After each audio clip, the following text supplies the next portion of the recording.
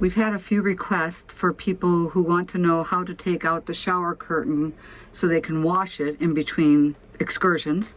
When you want to get it off, you have to lift the grommet up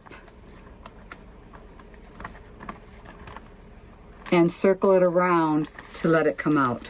You can see, there is my hand in the background, you can see the actual thing. It looks like a spiral almost. Okay, so you had to lift and then pull it out. To put it back on, okay, push it up, rock the tail back, so you can then push it down into the groove.